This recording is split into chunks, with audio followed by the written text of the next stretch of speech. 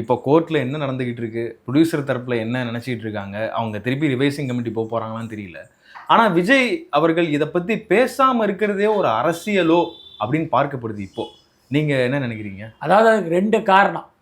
ஒண்ணு அவர் என்ன நினைக்கிறார் அப்படின்னா, ஒரு தயாரிப்பாளர், அது நம்மளை நம்பி வந்த ஒரு தயாரிப்பாளருடைய ரூ. 350 கோடி, ரூ. 400 கோடி பணம் வந்து இதுல முடங்கி கிடக்கு. நம்ம ஏதாவது ஏடாகூடமா பேச போய் அது இன்னும் காம்ப்ளிகேட்டடா மாறிடக்கூடாது. அது வந்து முக்கிய காரணம் விஜய் அமைதியாக இருப்பதற்கு. அதுக்கடுத்து நான் நினைக்கிறது என்ன அப்படின்னா, ஜனநாயகன் முடக்கப்பட்டிருப்பது விஜய் என்கிற நடிகருடைய பிரச்சனை. நல்லா பாருங்க, அது தமிழ்நாட்டு பிரச்சனை கிடையாது, தமிழ்நாட்டு மக்களுடைய பிரச்சனை கிடையாது. ஜனநாயகன் வரலைங்கிறதுனால இங்கே யாரும் பட்டினி கிடந்து சாக போகிறது இல்லை. இது சினிமாங்கிறது நம்முடைய கேளிக்கை. ஜனநாயகன் வந்து அந்த படத்தை பார்க்க போகிறோம், தாய்க்கிளை வந்து அந்த படத்தை பார்க்க போகிறோம், அவ்வளவுதானே. அப்போ இது நம்மளுடைய பிரச்சனையை எதுக்கு இது ஒரு சமூக பிரச்சனையா மக்கள் பிரச்சனையா மடைமாற்றம் பண்ணணும்?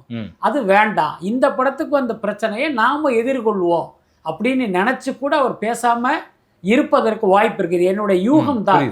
நியோமேட்டின் ஹேர் க்ரோத் லோஷன். இது சாதாரணமான ஹேர் ஆயிலை விட பல மடங்கு வேகமா ஊடுருவி முடி கொட்டுறது, அடர்த்தியின்மை, சிறுவயது வழுக்கை போன்ற பிரச்சனைகளை தடுத்து முடி அடர்த்தியா வளர உதவுது.